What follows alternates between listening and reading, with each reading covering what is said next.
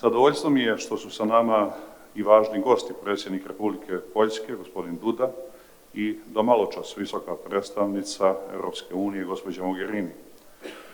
To vidimo kao potvrdu posvećenosti i podrške regionu na putu integracije.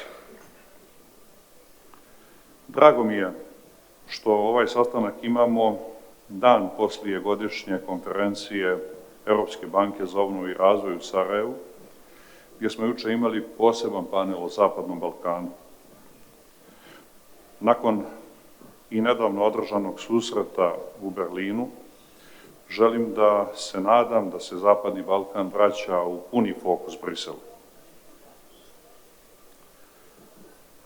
Regionalna saradnja i dobrosusjedski odnosi najvažniji su od 3 ključna prioriteta vanjske politike Crne Gore.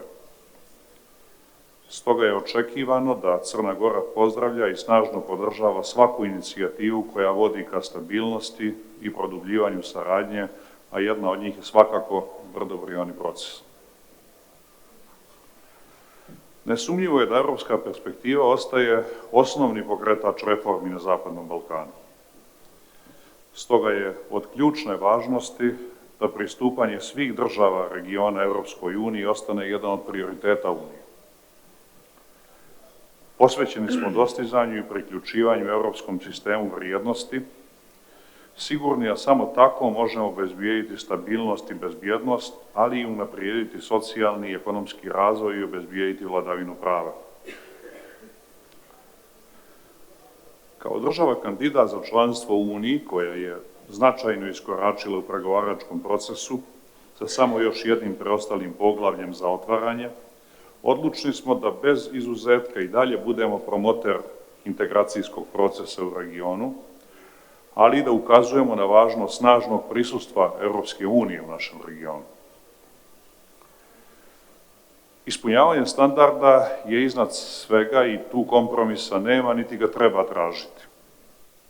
U Uniju želimo ući kao ravnopravna članica, spremna da ponese i da se suoči sa svim onim što podrazumijevaju obaveze iz članstva. Datumi nijesu najvažniji. Važnije je šta radimo do tada, ali ne samo mi u regionu. Jednako važno je, ako ne i važnije, šta na temu ujedinjenja Evrope do tada radi Europska unija.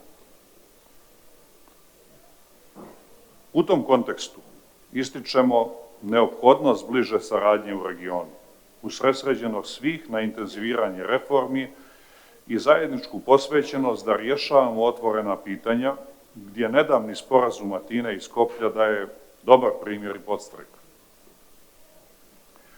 Želim posebno da podržim napore predsjednika Vučića i Tačija da nakon što su hrabro ušli u rješavanje jednog od najtežih pitanja odnosa u regionu, prepoznaju, to zaista vjerujem, istorijsku šansu da se to pitanje napokon dugoročno održivo riješi.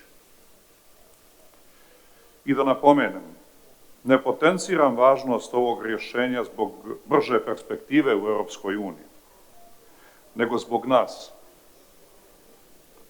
zbog budućnosti Srbije i Kosova i stabilnosti Balkana. Te da jednako posvećeno nakon toga udružimo napore i pomognemo u uspostavljanju kvalitetnije funkcionalnosti Bosne i Hercegovine u cilju njene dogledne evropske perspektive. Crna Gora razumije kompleksnost odnosa unutar Evropske unije, ali smatramo da i Evropska unija mora imati na umu da je integracija regiona ključni faktor stabilnosti kontinenta i konkurentnosti na globalnom nivou. Najbolja konsolidacija Evropske unije podrazumijeva realizaciju vizije ujedinjenja Evrope. Ne smijemo evropsku budućnost Zapadnog Balkana držati daleko. Ona mora biti jasna i dogledna. Nadamo se da će zaključci Evropskog savjeta u junu potvrditi ovakvo gledište. I bez obzira na ovaj pomalo pesimističan ton kojeg je malo čas iznio predsjednik Vučić, ja ipak želim da ponovim da je naša dužnost i naše uvjerenje da sa ovog mjesta veoma jasno podržimo početak pregovora sa Sjevernom Makedonijom i Albanijom, da podržimo viznu liberalizaciju za Kosovo i da podržimo makar to što je sadašnja retorika u odnosima Evropske unije sa Bosnom i Hercegovinom, riječi ohrabrenja za Bosnu i Hercegovinu za brzi napredak na putu evropske integracije.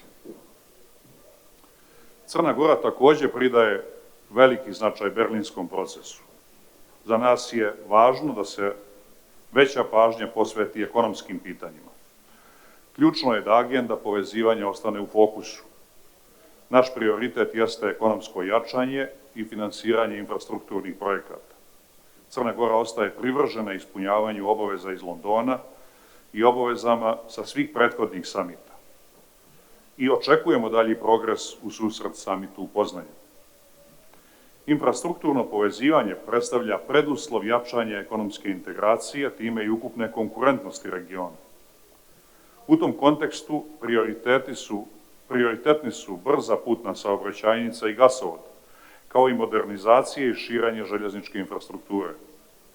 Ohrabruje što je Jadransko-jonski autoput našao svoje mjesto u deklaraciji Sofije, budući da izgradnja prekograničnih saobraćajnih dionica ovih razmjera zahtijeva značajna ulaganja koja prevazilaze individualne kapacitete naših država.